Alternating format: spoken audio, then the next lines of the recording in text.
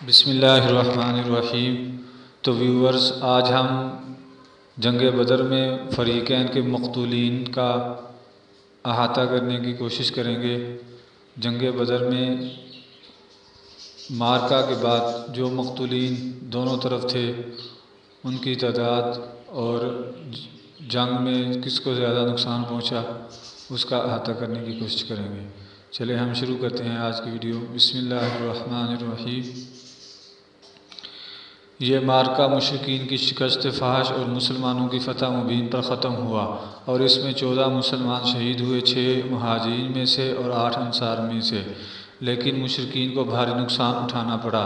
ان کے 70 آدمی مارے گئے اور 70 قید کیے گئے، جو عموماً قائد، سردار اور بڑے بڑے سربرآوردہ حضرات تھے۔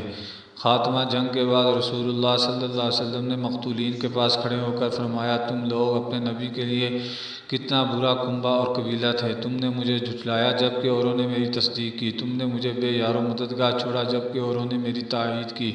تم نے مجھے نکالا جبکہ اوروں نے مجھے پناہ دی۔ اس کے بعد آپ نے حکم دیا، انہیں گھسیٹ کر بدر کے ایک کنویں میں ڈال دیا گیا۔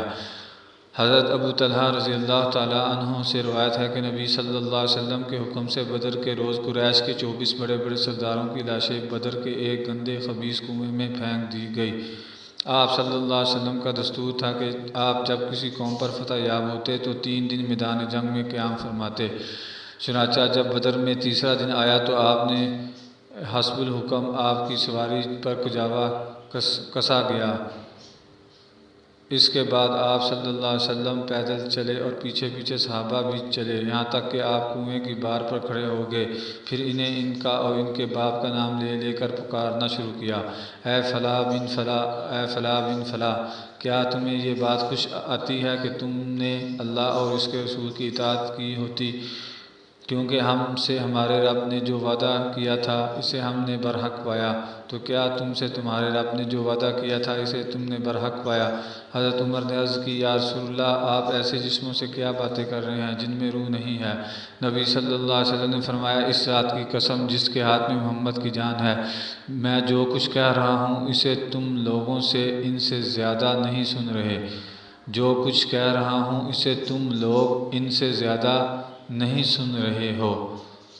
اور ایک روایت میں ہے کہ تم لوگ ان سے زیادہ سننے والے نہیں، لیکن یہ لوگ جواب نہیں دے سکتے۔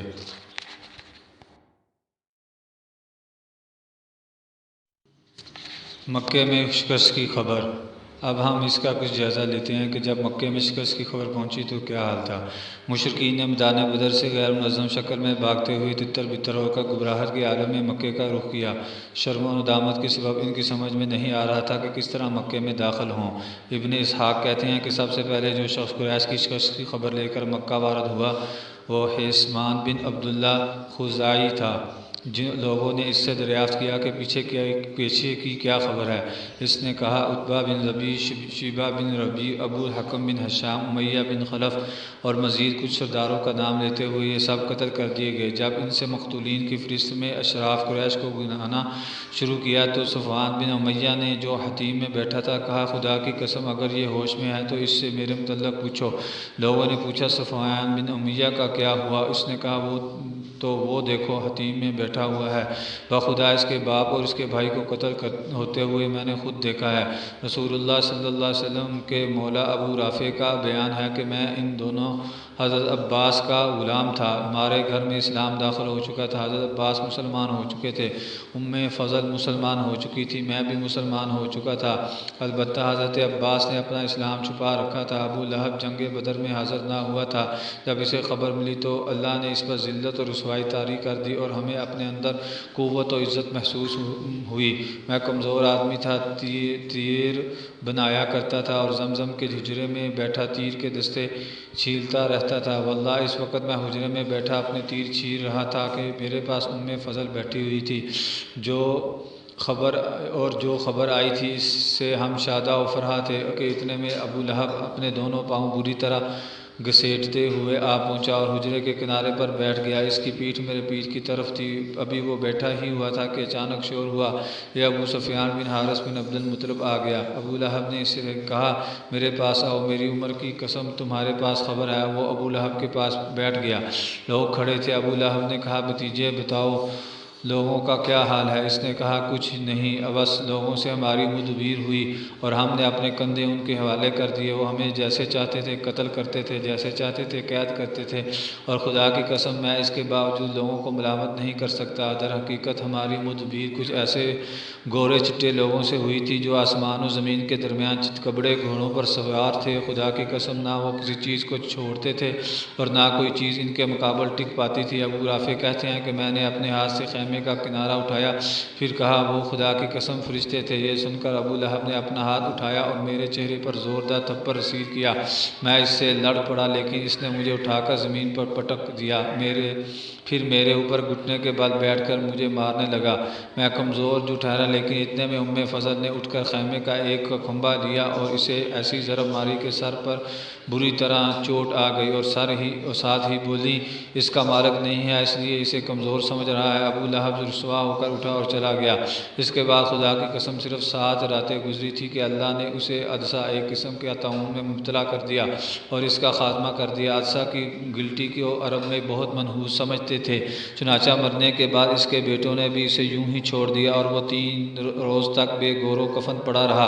کوئی اس کے قریب نہ جاتا تھا اور نہ اس کی تدفین کی کوشش کرتا تھا۔ جب اس کے بیٹوں کو خطرہ محسوس ہوا کہ اس طرح چھوڑنے پر لوگ انہیں ملامت کریں گے تو ایک گڑھا کھود کر اس میں لکڑی سے اس کی لاش دھکیل دی اور دور ہی سے پتھر پھینک پھینک کر چھپا دی، اور اس طرح اہل مکہ کو میدان بدر کی شکست فاش کی خبر ملی اور ان کی طبیعت پر اس کا نہایت برا اثر پڑا، حتیٰ کہ انہوں نے مقتولین پر نوحہ کرنے کی ممانعت کر دی تاکہ مسلمانوں کو ان کے غم میں خوش ہونے کا موقع نہ ملے۔ اس سلسلے کا ایک دلچسپ واقعہ یہ ہے کہ جنگ بدر میں اسود بن عبد المطلب کے 3 بیٹے مارے گئے، اس لیے وہ ان پر رونا چاہتا تھا۔ وہ اندھا آدمی تھا۔ ایک رات اس نے ایک نوحہ کرنے والی عورت کی آواز سنی، جھٹ اپنے غلام کو بھیجا اور کہا ذرا دیکھو کیا نوحہ کرنے کی اجازت مل گئی ہے؟ کیا قریش اپنے مقتولین پر رو رہے ہیں تاکہ میں بھی اپنے بیٹے ابو حکیم پر روؤں کیونکہ میرا سینہ جل رہا ہے؟ غلام نے واپس آ کر بتایا کہ یہ عورت تو اپنے ایک گمشدہ اونٹ پر رو رہی ہے۔ اسود یہ سن کر اپنے آپ پر قابو نہ پا سکا اور بے اختیار کہہ پڑا کیا وہ اس بات پر روتی ہے کہ اس کا اونٹ غائب ہو گیا اور اس پر بے خوابی نے اس کی نیند حرام کر رکھی؟ تو اونٹ پر نہ رو بلکہ بدر پر رو جہاں قسمتیں پھوٹ گئی۔ ہاں بدر پر رو جہاں بنی حسیس، بنی مخزوم اور ابو الولید کے قبیلے کے سربرآوردہ افراد ہیں۔ اگر رونا ہی ہے تو عقیل پر رو، حارث پر رو جو شیروں کا شیر تھا، تو ان لوگوں پر رو اور سب کا نام نہ لے، اور ابو حکیم کا تو کوئی ہمسر ہی نہ تھا۔ دیکھو ان کے بعد ایسے ایسے لوگ سردار ہو گئے کہ اگر بدر کا دن نہ ہوتا تو وہ سردار نہ ہو سکتے تھے۔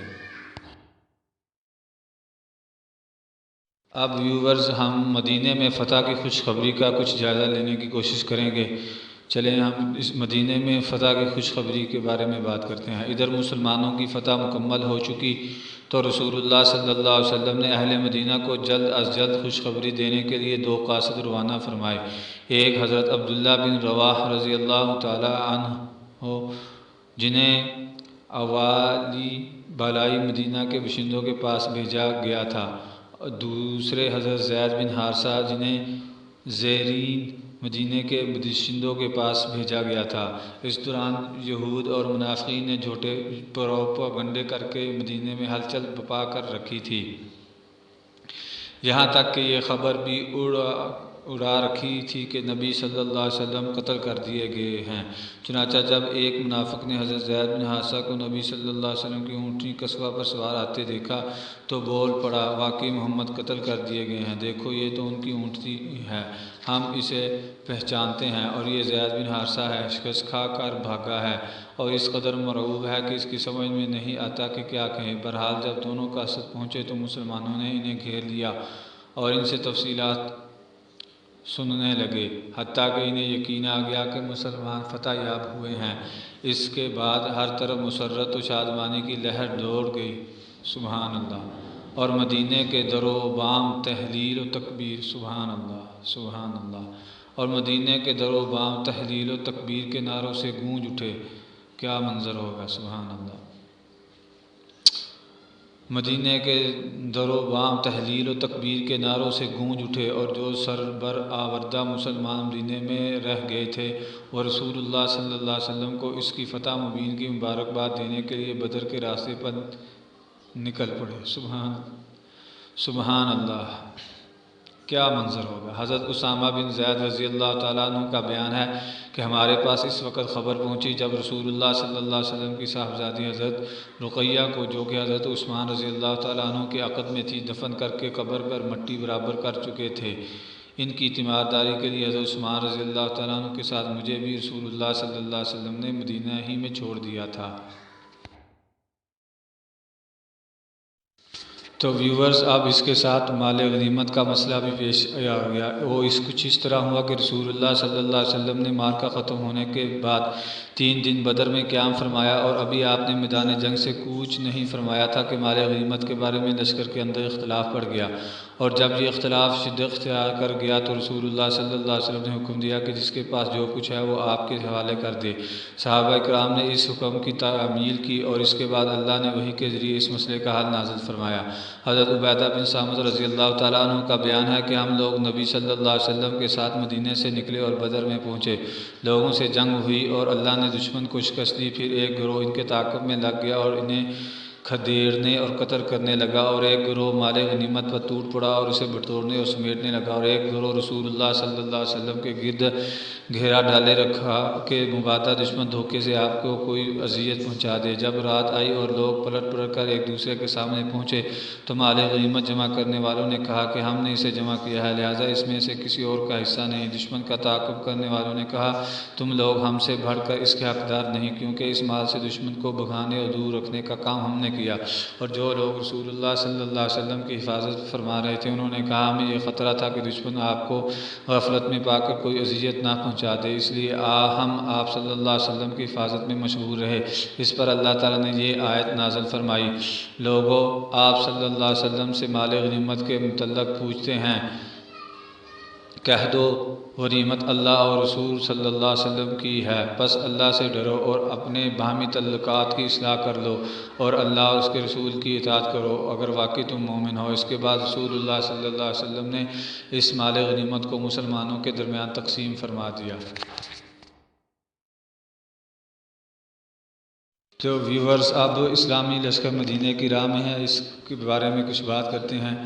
رسول اللہ صلی اللہ علیہ وسلم 3 روز بدر میں قیام فرما کر مدینہ کے لیے چل پڑے۔ آپ صلی اللہ علیہ وسلم کے ہمراہ مشرک قیدی بھی تھے اور مشرکین سے حاصل کیا ہوا مال غنیمت بھی۔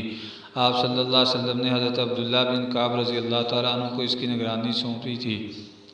جب آپ صلی اللہ علیہ وسلم وادی صفرا کے درے سے باہر نکلے تو درے اور نازیہ کے درمیان ایک ٹیلے پر پڑاؤ ڈالا اور وہی خمس 5واں حصہ علیحدہ کر کے باقی مال غنیمت مسلمانوں پر برابر تقسیم کر دیا۔